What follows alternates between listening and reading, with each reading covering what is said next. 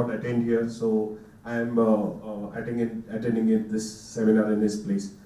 Around a year and a half ago, we set up a biogas plant, let me call it an anaerobic digestion facility in Bangalore, at a place called Kanahalli on Magadi Road.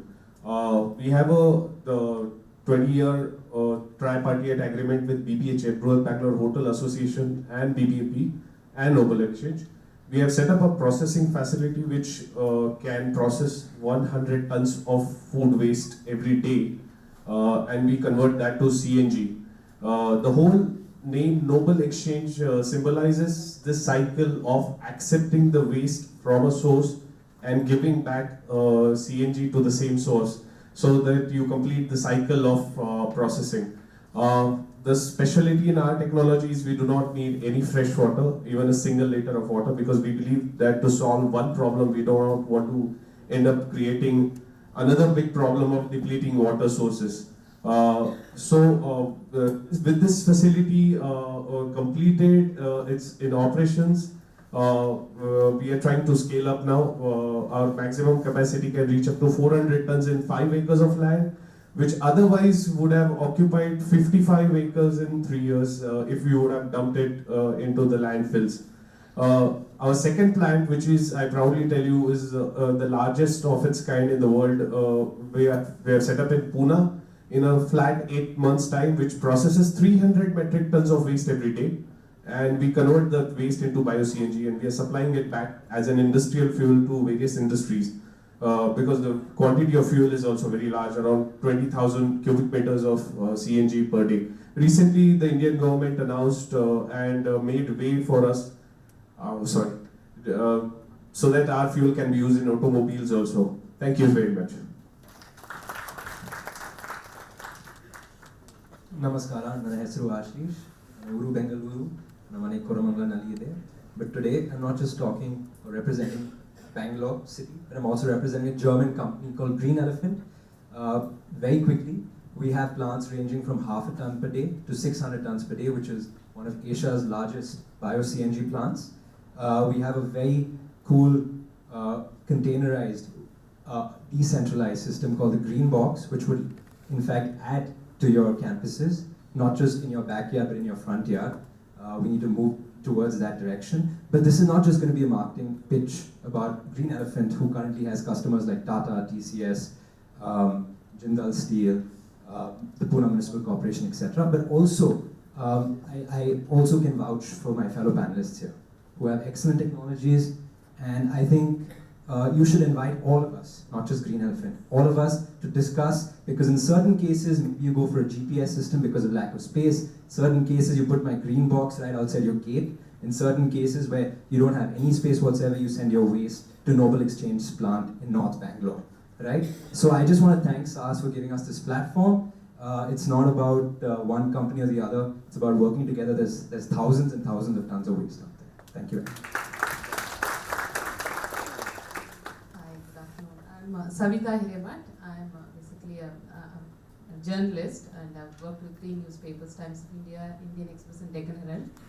And currently I've been busy with researching and documenting all the available community composting methods in Bangalore. And so far I have studied 13 methods, and all of these have been documented in my blog, that is savitahiremat.com. The name of the blog is Endlessly Green. And not only that, most of the topics involved, that revolving around waste management have been documented there. And I'm part of the SWMRT, Solid Waste Management Roundtable.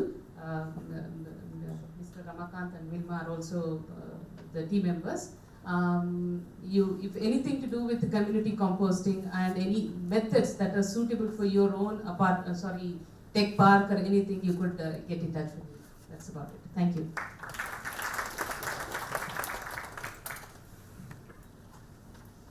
Good afternoon, ladies and gentlemen. I would like to thank BPAC for giving us this platform across OEA and coming down and meeting everyone. My name is Abhishek Gupta, and I represent this company called Redo Nature India Private Limited, based out from Bangalore. We have a presence in about 18 cities across India. And what we do is that we manufacture these machines that processes all of your organic waste into compost in about 24 to 48 hours. That's right. These are very small, compact, decentralized equipments, and for me to process about 1 ton of waste, all we need is a footprint of just about 60 to 70 square feet. Popular to contrary beliefs, we do not incinerate, we do not burn the waste, but what we do is we provide a certain temperature inside, by which our microorganisms are able to thrive and convert all of the organic waste into pre-compost in a very short time frame. We have a model starting from 25 kgs per day, and we're able to scale it up all the way up to 10 tons per day. So any one of us who genuinely has a problem with regards to the processing of organic waste on site in a decentralized manner, we'd be glad to give you a solution for that. Thank you. Now I will leave these questions to ask these participants to ask questions. If once you finish all your questions in time, if it is still time, I am going to ask questions. Thank you. Please pass on the mic. Whoever is interested, just lift your hand. Our MC will bring the Please restrict your questions to So something relevant to campuses, not individual house or open community. mainly for campuses.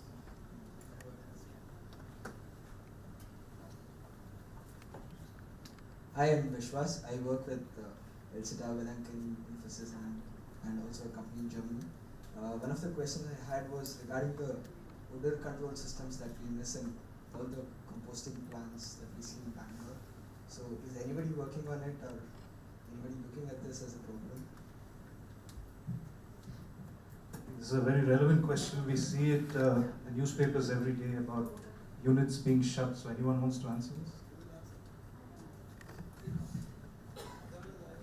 Yeah, so basically, Vishwas, if you're looking at the fact that today you do have opportunities and technologies to crush and to shred the waste, and if you're looking at aerobic composting, say after that material has gone through a crushing and reduction in volume kind of a process, you mix it with leaves, you put it out in a tank, ideally put it out in a tank, and you're not using very large volumes, you're looking at 1 ton to maybe 3 tons maximum on campus and on site. And I think, odor can very well be controlled in this fashion. You also have your aerobic, you also have your microbial cultures which you're using today to help you get the digestion process much faster than what it was before. So we've seen that this is working in campuses. You do have a problem sometimes when you have to turn the waste. If you're using a tank, you do have to turn the waste, and there are instances when if your material is not completely composted in the cycle where you do have a bit of a problem. But I think today the problem can be solved if it is managed on site, because your volumes are much lower, your technology is there, and plus this is something that is becoming increasingly acceptable, that you have a good product, people understand composting, and you have the great result where you can use your compost back, put it back to your landscape area. I don't know if Savita wants to add something to what I said. I'll just answer this very technically. Waste does not smell. It's a big misunderstanding that waste smells. Acids smell. Formation of acids reaches 8,000 ppm levels in the waste after 12 hours of storage exposed to air, because it starts aerobically degrading. So the acids, I again vouch for anaerobic technologies because I've been in this industry for the last 14 years. If you are able to convert the waste into paste and feed it to anaerobic digesters, it goes into in-vessel composting. And then you can recover not only compost, which you get at the end of the digestion cycle, but also you can recover methane, which is an energy-rich gas. So, so the treatment of waste and storage of waste is the most critical issue in this. My question was regarding the aerobic part actually, not anaerobic. All these big treatment plants that have come up, the intensive rotting phase, you're going to have some nitrogen losses. In my personal opinion and scientific studies that I have done, it is impossible to digest the waste completely before 20 days of retention time, whether it is aerobic or anaerobic. So aerobically also, no matter what microbes you put, no matter how fast degradation you do, Of course, Vilma mentioned that you can blend it with the other biomass, which is not smelling, but it has to go through the acidification process to degrade. I agree. My question was like, to do that, like, you don't have odor control systems in the large MBPs or large treatment plants. There's one right next to your plant. Yes, and right next to my plant is a big issue already. Mr. Ramakant is helping us solve that issue. But point is that anaerobic digestion will control the odor. Please believe in that.